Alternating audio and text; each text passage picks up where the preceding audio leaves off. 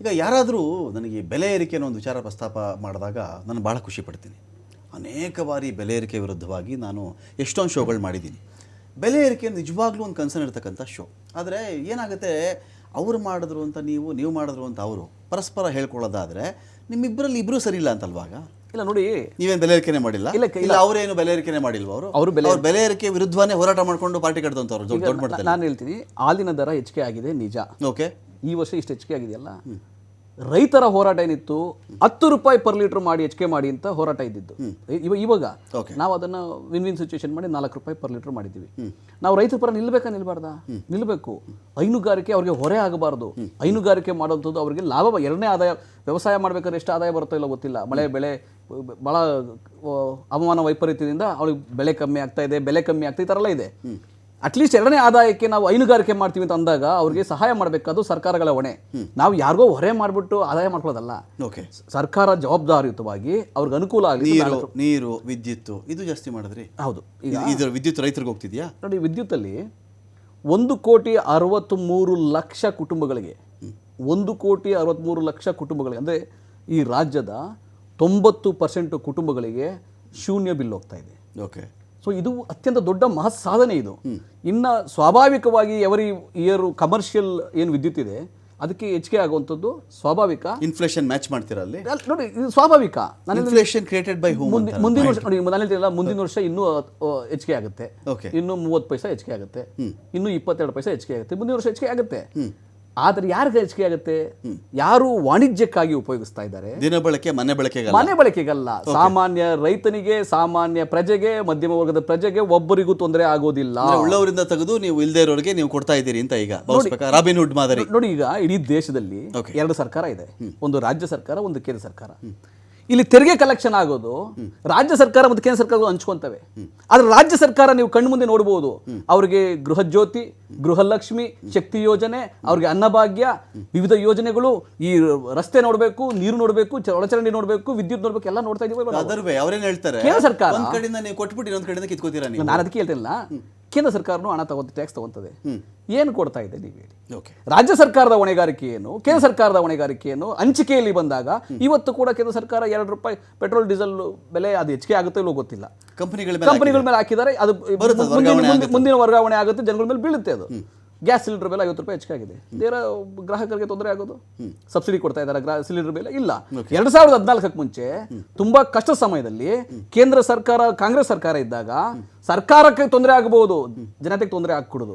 ಸರ್ಕಾರ ಕಷ್ಟಪಡಬೇಕು, ಜನತೆಗೆ ಸಹಾಯ ಮಾಡಬೇಕು. ಅದಕ್ಕಾಗಿ ನಾವೇನ್ ಮಾಡಿದ್ವಿ, ಸಬ್ಸಿಡಿ ಕೊಡ್ತಾ ಇದ್ವಿ.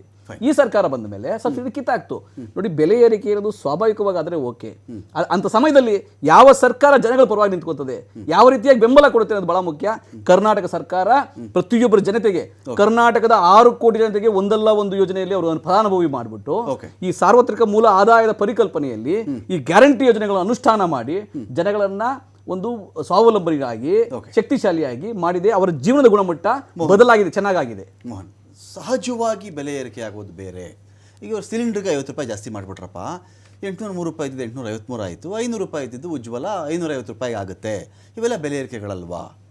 ನಾವು ಮಾಡಿದ್ರೆ ನಾವು ಅಟ್ಲೀಸ್ಟು ಯಾರಿಗೂ 2000 ರೂಪಾಯಿ ಅಕೌಂಟ್ಗೆ ಹಾಕ್ತೀವಿ, ಅನ್ನ ಕೊಡ್ತೀವಿ, ನಾವು 200 ಯೂನಿಟ್ ವಿದ್ಯುತ್ ಕೊಡ್ತಾ ಇದ್ದೀವಿ, ನಿರುದ್ಯೋಗಿಗಳಿಗೇನೋ ಭತ್ಯೆ ಅಂತ ಕೊಡ್ತಾ ಇದ್ದೀವಿ. ಇದೆಲ್ಲ ಅಟ್ಲೀಸ್ಟ್ ನಮ್ಮ ಕಡೆಯಿಂದ ಏನೋ ಹೋಗ್ತಾ ಇದೆ. ಕೇಂದ್ರಕ್ಕೆ ಹೋಗಿದ್ದು ಒನ್ ವೇ, ಅದು ಯಾವತ್ತೂ ವಾಪಸ್ ಬರೋದೇ ಇಲ್ಲ. ಅದು ನೋಡಿ ರಮಾಕಾಂತ್, ಈಗ ಮೊದಲನೇದು ಜನಗಳಿಗೆ ತಪ್ಪು ಮಾಹಿತಿ ಹೋಗ್ಬಾರ್ದು. ನಾನು ಮಾಧ್ಯಮದಲ್ಲೇ ನೋಡಿದೆ, ಏನು ಹೇಳಿದ್ರು, ಬೆಲೆ ಹಾಲಿನ ಬೆಲೆ ಜಾಸ್ತಿ ಮಾಡಿದೀವಿ, ರೈತರು ಕೊಡ್ತಾ ಇದೀವಿ ಅಂತ ಹೇಳಿದ್ರು. ಓಕೆ. ಇಂಡಿಪೆಂಡೆಂಟ್ ಯೂನಿಯನ್ಸ್ ಎಲ್ಲಾನು ಎಷ್ಟು ಜಗಳ ಮಾಡ್ತಾ ಇದ್ದಾರೆ ಕಳೆದ 1 ವಾರದಿಂದ.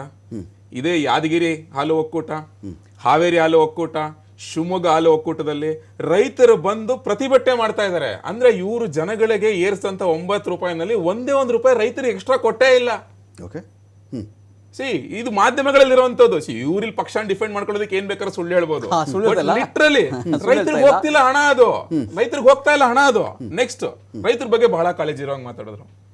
ನಾವು ಅಧಿಕಾರದಲ್ಲಿದ್ದಾಗ ರೈತನ ಹೊಲದಲ್ಲಿ ಒಂದು TC ಹಾಕ್ಬೇಕು ಅಂತ ಹೇಳಿದ್ರೆ 30,000 ರೂಪಾಯಿ ಖರ್ಚಾಗ್ತಿತ್ತು. ಇವತ್ತು 2,80,000 ರೂಪಾಯಿ ಏರಿಸಿದ್ದಾರೆ. ಒಂದ್ ಲೈನ್ ಹೇಳ್ಕೋಬೇಕು ಅಂತ ಹೇಳಿದ್ರೆ ಕರೆಂಟ್ದು. ನೀವು ಅಲ್ಲಿ ಒಬ್ಬೊಬ್ಬ ರೈತನ ತಲೆ ಮೇಲೆ 2.5 ಲಕ್ಷ ಜಾಸ್ತಿ ಹೇಳ್ಬಿಟ್ಟು ಇನ್ನೊಂದ್ ಕಡೆಯಿಂದ ನಾನು 1 ಕೋಟಿ ಕುಟುಂಬಕ್ಕೆ ಜಾಸ್ತಿ ಕಡಿಮೆ ಇದು ಕೊಟ್ಟೆ, ಶೂನ್ಯ ಬಿಲ್ ಕೊಟ್ಟೆ ಅಂತ ಹೇಳ್ತಿರಲ್ಲ, ಇದು ತಪ್ಪಲ್ವಾ ಇದು? ಅದು ಏನ್ ಕಿತ್ಕೊಳ್ಳೋದಕ್ಕೂ ಯಾವ ರೀತಿ ನೀವು 10,000 ಕಿತ್ಕೊಂಡು 2,000 ಕೊಟ್ರೆ ಆ 2,000 ಕರೆಕ್ಟ್ ಆಗಿ ಕೊಡ್ತಾ ಇದಾರಾ? ನೀವೇ ಮಾಧ್ಯಮದವ್ರು ನೋಡ್ತಾ ಇರ್ತೀರಾ. ಇವರು ಲಕ್ಷ್ಮೀ ಹೆಬ್ಬಾಳ್ಕರ ಹೇಳಿದ್ರು, ಫಸ್ಟ್ ಏನೋ ಗೌರಿ ಹಬ್ಬ ಕೊಡ್ತೀನಿ ಅಂದ್ರು, ಮಿಸ್ ಆಯ್ತು ಕೊಡ್ಲಿಲ್ಲ. ನೆಕ್ಸ್ಟ್ ನವರಾತ್ರಿ ಕೊಡ್ತೀನಿ ಅಂದ್ರು, ಮಿಸ್ ಆಯ್ತು ಕೊಡ್ಲಿಲ್ಲ. ದೀಪಾವಳಿ ಕೊಡ್ತೀನಿ ಅಂದ್ರು, ಮಿಸ್ ಆಯ್ತು ಕೊಡ್ಲಿಲ್ಲ. ಅದಾದ್ಮೇಲೆ ಬೈ ಎಲೆಕ್ಷನ್ ಟೈಮಲ್ಲಿ ಎಲೆಕ್ಷನ್ಗೋಸ್ಕರ ಕೆಲವೊಂದ್ ಜಾಗಗಳಿಗೆ ಜಿಲ್ಲೆಗಳಿಗೆ ಮಾತ್ರ ಅಕೌಂಟ್ ಹಾಕಿದ್ರು. ಅವತ್ತಿನಿಂದ ಇವತ್ತಿನವರೆಗೂ ಮತ್ತೆ ಹಣನೇ ಇಲ್ಲ. ನಾನ್ ಕೇಳೋ ಪ್ರಶ್ನೆ, ಫೈನಲಿ ಒನ್ ಲೈನ್, ನೀವು ಒಂದ್ ಕಡೆ ಬೆಲೆ ಏರಿಕೆನೂ ಮಾಡ್ತಾ ಇದ್ದೀರಾ, ಅದರಿಂದನೂ ಹಣ ಬರ್ತಾ ಇದೆ, ಆಯ್ತಲ್ಲ. ಇನ್ನೊಂದ್ ಕಡೆ ಸರಿಯಾಗಿ ಯೋಜನೆಗಳು ಜನಗಳು ತಲುಪಿಸ್ತಾ ಇಲ್ಲ. ಬಿಕಾಸ್ ನಿಮ್ ಶಾಸಕರೇ ಕೇಳ್ತಾ ಇದಾರಪ್ಪ, ನಮ್ ಕ್ಷೇತ್ರಕ್ಕೆ ದುಡ್ಡು ಬಂದಿಲ್ಲ ಅಂತ. ಇಷ್ಟು ಮಾಡಿ ಕ್ಷೇತ್ರದ ಅನುದಾನ ಬೇರೆ ಮೋಹನ್, ಜನಗಳ ಖಾತೆಗೆ ದುಡ್ಡು ಬಂದಿಲ್ಲ ಬೇರೆ, ಕ್ಷೇತ್ರಕ್ಕೆ ಅನುದಾನ ಬಂದಿಲ್ಲ. ಡೇ ಒನ್ ಇಂದಾನು ಇದೆ ಅದು, ಅನುದಾನ ಬೇರೆ. ಹಾಗಾದ್ರೆ ನೀವು ಜನಗಳಿಗೆ ಓಟ್ ಕೇಳುವಾಗ ಹೇಳ್ಬೇಕಾಗಿತ್ತು, MLA ನಿನ್ ಕ್ಷೇತ್ರಕ್ಕೆ ಅನುದಾನ ಕೊಡಲ್ಲ, ಅದ್ರ ಬದಲು ಬರೀ ಗ್ಯಾರಂಟಿ ಮಾತ್ರ ಕೊಡ್ತೀನಿ ಅಂತ. ಸುಳ್ಳು ಹೇಳ್ಕೊಂಡ್ ಬಂದಿದ್ದಾನೆ ಅಧಿಕಾರಕ್ಕಲ್ಗೆ. ನಾನು ನಿಮ್ಮಿಂದ ಕಂಟಿನ್ಯೂ ಮಾಡ್ತೀನಿ.